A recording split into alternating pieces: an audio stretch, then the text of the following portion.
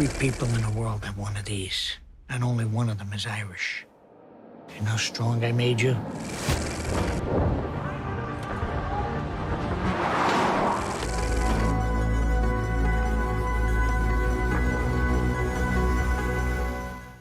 Hello, and thanks for joining us for this week's film show, starting with Martin Scorsese's highly anticipated Netflix film, The Irishman.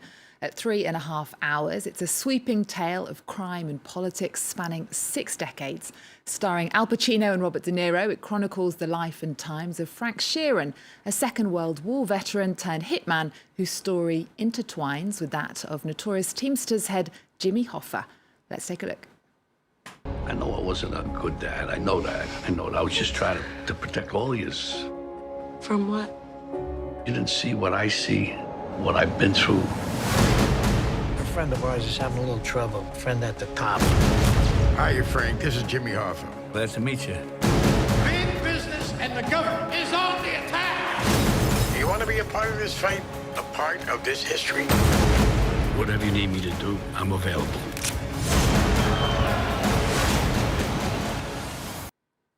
And I'm joined in the studio by our film critic, Lisa Nesselson. Hello, Lisa. Hello, Eve. Now, Netflix came up with the budget needed to make The Irishman, a huge film like this, being on TV as opposed to on the big screen. What does that tell us about the future of moviegoing? Well, The Irishman has been shown very, very selectively in a handful of theaters, although not here in France, where it will only be streaming on television, in order to qualify for awards. Scorsese, of course, is a big screen guy through and through. Netflix had to promise him at least some movie theater exposure to get him on board. Without having actually seen the film, one of the things it tells us is that Netflix is hell-bent on respectability. They're drooling over the prospect of being nominated for and winning Oscars. Now, Netflix started out as a very useful service that mailed DVDs to people's homes. They didn't actually make movies. Now they do. In fairness, they do make a lot of films available via streaming all over the world that wouldn't otherwise get seen at all. So that sounds pretty positive. Why are you so sceptical?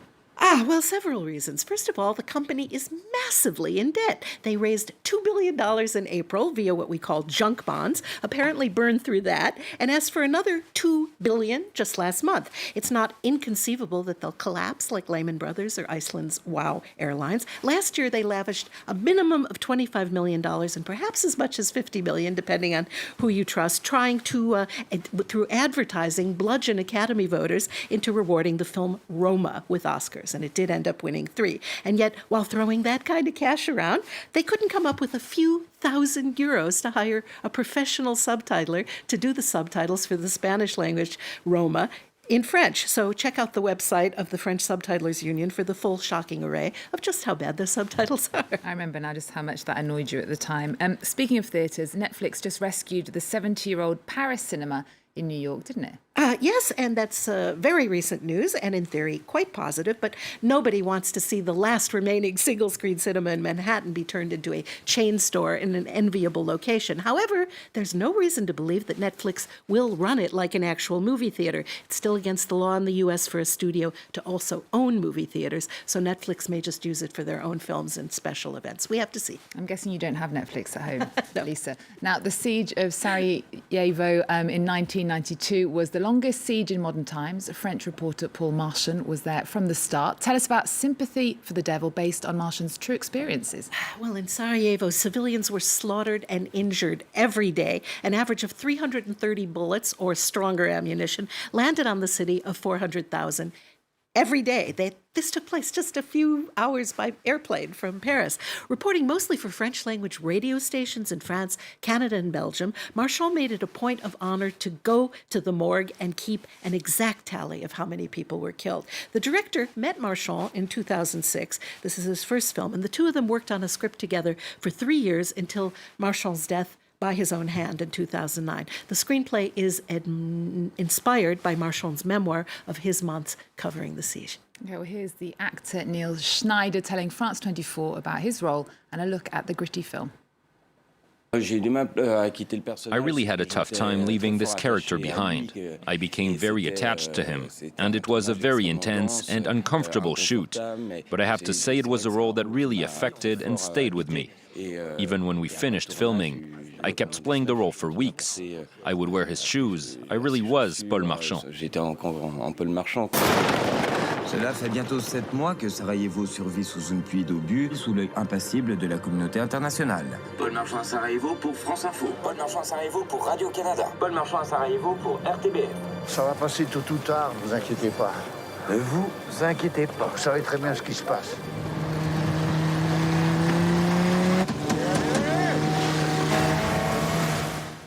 So Marchand and his photographer really go where the action is, don't they? Oh, and how? Civilians are bombed, lose limbs, their entrails are exposed. Marchand's skepticism and impatience about solving such an unevenly matched fight with diplomatic tools is already brewing when he interviews UN soldiers who have orders to keep an eye on things but not interfere. He tips over into not just observing, but getting involved when he witnesses the abrupt and cowardly murder of a child. He gets his hands dirty, smuggling people to safety, making secret deals for, and transporting detonators. And the film was shot almost entirely in Sarajevo, almost 30 years after the events depicted. Yes, and recently the director showed the film to about 40 experienced war reporters, and they all marveled at how authentic Sarajevo circa 1992 looked. Many cast and crew members were Bosnians who, of course, had lost family members during the conflict. This is a powerful look at what the daily life of a war reporter consists of, the recklessness, the rigor that are part of the job, of the toll it takes, pieces of tape on your windshield that say TV or the slogan, I am immortal, or your press pass are not necessarily going to protect you. Marchand is relatively safe until he isn't. I think it's an important movie and a superb antidote to the scourge of fake news. Okay, well, next, director Anna Winocour says she wrote her third film, Proxima, for Eva Green because the actress has an otherworldly facial expression and projects the strength of female astronauts. Was she a good choice? Excellent choice. Brad Pitt, of course, got to star in a space movie, Ad Astra, this year, but I think Eva Green is ideal for conveying the gravitas that goes along with training to escape gravity. Proxima is less lavish than Ad Astra, but also, except for one episode where security's kind of lax, way less silly. It's a movie about the rigors of space exploration that's convincingly down to earth. Now, Proxima is about Sarah, a French woman who will be spending a full year away from Earth on the last mission before the inevitable mission to Mars. Sarah's an engineer who speaks French, English, German, and Russian. I'm jealous, and there are a few things she can't do. She wanted to be an astronaut since she was 8 years old and put a lampshade on her head and said, I'm going to be an astronaut. But the major obstacle is that Sarah's having a hard time reconciling herself to leaving her very young daughter, Stella, on Earth for that full year. Okay, well, let's take a look at Proxima. L'amour que t'appelles. T'es tout mouillé.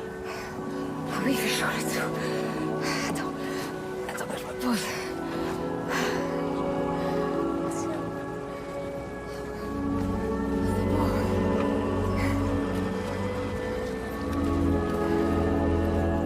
Hey, Stella.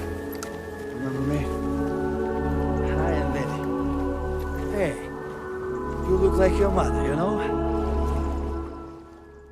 And Lisa, I know you like space movies. Did you learn anything from this one? I did, actually. I learned that you can choose whether to continue menstruating or not, and that if you opt for tampons, their weight is actually deducted from the total of what you are allowed to bring on board. Now, having just flown, I thought the carry-on baggage brigade at Air France was merciless, but that's severe. And I like that Sarah practices seeing the world upside down by watching TV upside down and reading books backwards. Now, lots of parents, of course, do work that keeps them apart for their families for stretches of time. But this film explores what constitutes being a good mom while reaching for the stars. The actress who plays the daughter, Stella, is absolutely adorable. When Stella was even younger, she asked her mom, who's about to witness 16 sunsets every single day, whether when the sun sets, there's somebody there to read it a bedtime story. Proxima is a sort of bedtime story for filmgoers, suspenseful yet soothing. I really liked it. Okay, well, it sounds lovely.